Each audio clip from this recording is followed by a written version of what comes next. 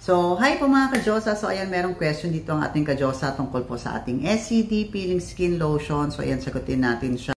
And, naku, pagpasensya nyo na yung itsura ko. Baka manibago kayo kasi medyo dark yung ginawa naming makeup today. And, ayan, talaga malayo siya sa katawan ko.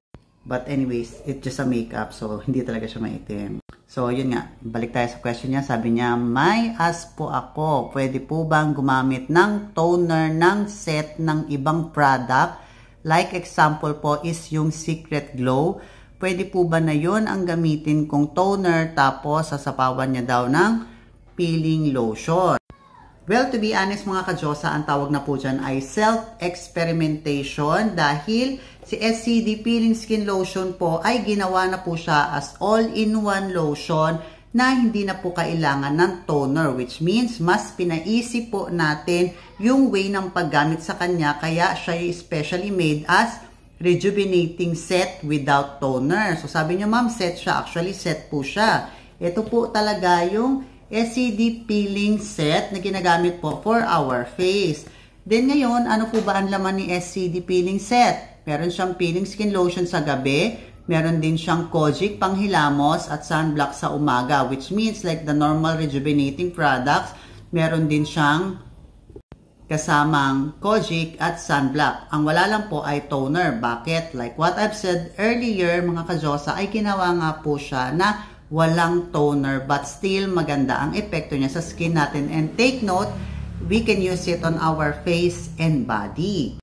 But then again, since si SCD Peeling Skin Lotion ay rejuvenating lotion, which means kung gagamitin natin siya sa any part ng body natin ay makakaranas din tayo ng skin reaction or skin irritation since nagre-rejuve po tayo ng balat kasi rejuvenating lotion po siya.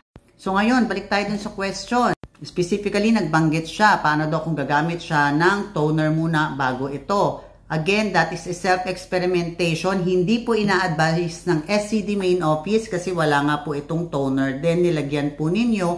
We have to take the risk po kasi we have different skin type and different skin sensitivity.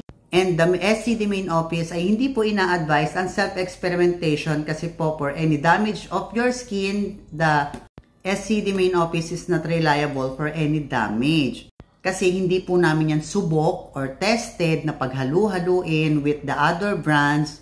Ngayon, ang mangyayari po niyan ay didepende po yan sa balat po ninyo kung okay po yung ganyang combination. But then again, as I've said, kahit po hindi na po tayo mag-toner, ay tatalab pa rin po ito at maganda na po ang resulta sa skin natin with just these three combination kasi ito po ay tested for almost 8 years in the market na po.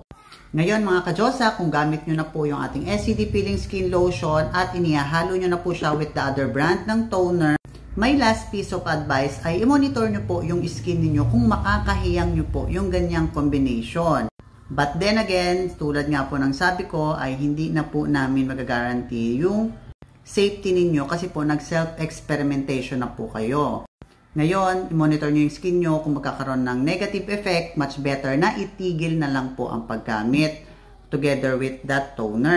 Ngayon, kung maganda naman yung resulta, that's good for you kasi hindi po nasira yung skin niyo. But then again, hindi po namin yan ina-advise kasi that is a self-experimentation na po. You have to take the risk kung ano po yung magiging resulta niya sa balat ninyo for good or bad.